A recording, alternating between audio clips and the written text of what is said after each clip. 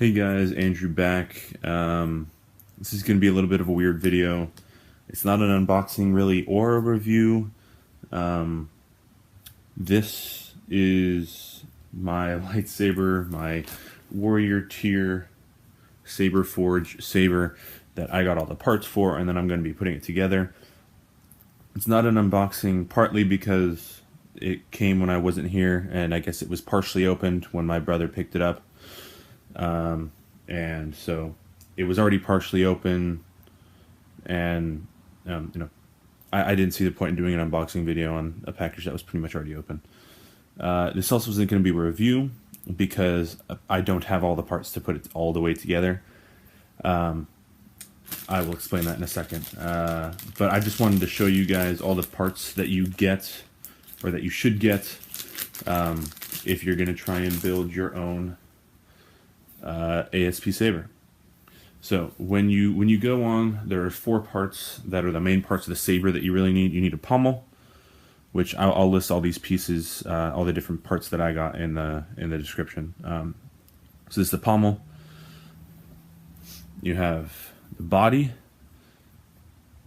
which I know what this is. This is the Juggernaut body with a leather wrap. I really like the leather wrap, so that was a good choice.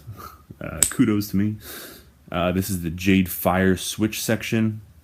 And then I honestly don't remember the name of this emitter, but those are the 4 main parts. So if you're going to build it yourself, you need some other things. This is a Warrior Stunt package. It's about 20 bucks. It's a plug and play thing. So if you're going to do this, you go to their website, you go under adaptive saber parts, and then you go to plug and play electronics. This is the Warrior Stunt chassis. So you need to buy that. You need to buy a plug and play LED. That's what this is. I got it in red. You need to buy a battery to go into the chassis. I bought a battery charger, also very important. And then the part that I messed up on is the switch. So I wanted a light up switch. So that's what I bought. It says plug and play light up switch. What I didn't do is I didn't read the little, and it isn't really all that little, it's in bold and in red. On their website it says that this does not work for the Warrior Stunt plug and play. So I went back on and I bought a non-light up switch that will work with this, but that means that at the moment I can't turn this on. The only problem is the switch that I bought. This is black. Everything on here is black. I thought that it would look cool, really clean. They were out of the black switches in the not light up ones, like the ones that's going to work with this. They were out of black. So what I did is I bought a silver one. They're only like 10 bucks. So I bought a silver one so that I can at least get this thing up and running. And then I emailed them asking them how long it was going to be until they had those back in stock, because when they get them back in stock, I will definitely be buying a black one. So I am going to attempt to put this together as much as I can. So yeah, I watched a video on how they say that you're supposed to do this. So this is my body. I'm going to run these cords through. And if you look, there's 2 different parts that plug in. The really far one away, this one, is going to plug into the LED, and then the one that's closer to here is going to plug into the switch. All right. Take my switch section, and I'm going to take that, and I'm going to screw that on. And this will become a little bit more complicated when I actually have the switch that's in there, but cross that bridge when it comes to it. And then plug my LED in. It's really easy. Plug and play literally just means that you plug it in. You want to try and keep as much as you can of this stuff outside the body, just because it becomes a pain in the butt. Last time I tried to put this together. Alright. And this, you really just have to try and gauge it's got a little, it's got the retention screw here for the blade, and then it's got a retention screw here for the LED. And so I don't know exactly where I want this yet. I just know that I kind of want it as far down as I can get it. That way my blade will go further in, because if I've learned anything from what happened with my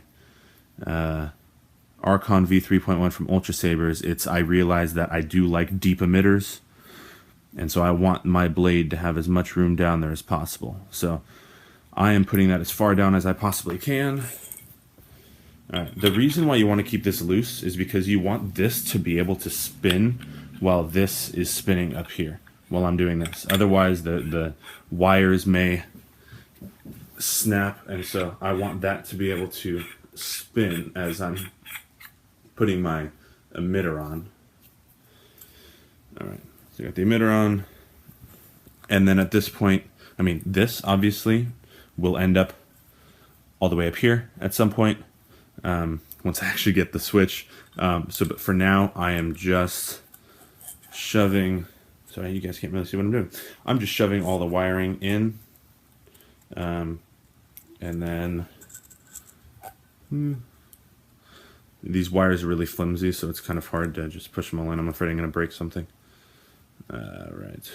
And to be completely honest, I might be breaking something right now, but I wouldn't know because I can't turn it on. Which is really no fault of Saberforge. It is completely my fault for not reading. So, yeah. And then my little pommel.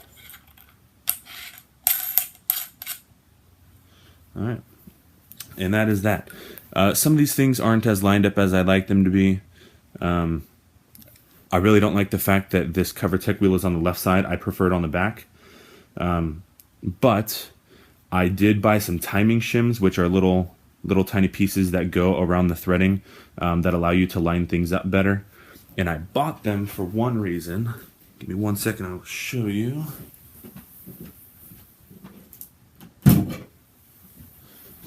I was using this Saberforge that I got in the mail yesterday in a duel, and this piece right here, this piece got knocked off, and it's supposed to come off, I guess. There are threading, but when I try to screw it back on, it does not line up anymore. So that's actually why I got the timing shims. So those will be coming in at some point soon, and I will be able to line some of these up better. I'll be able to get this where I want it, and my switches will be right here. I want the retention screws to be in the back, so I'll put some timing shims there to get that to go around back. But then, so those are all the parts that come with it. The ones that I'm not using right now are the switch that doesn't work, and then I'll put this in here at some point. But this is just a little dummy plug. It'll go in whichever one of these I choose not to put the plug in. If you guys saw my other video of this, if you get a recharge port, so pretty much if you get the Champion assembly package, you know, the recharge port is right here where the kill key is. But if you don't get a recharge port and you're just doing the warrior tier, you just get one of these, and it's just there as decoration. You know, put it somewhere like that, which I'm pretty sure I'm going to put it on the bottom. I don't think I'll put it on the top. So I will get to the blade real quick. I know this is a longer video than I expected it to be.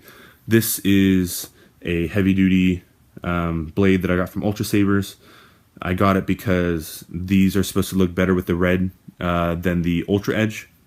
Saberforge only has what they call it their Infinity Edge blade, but it's the same thing as an Ultra Edge. They don't have like the regular mid-grade like this. So I can put that in, tighten it up.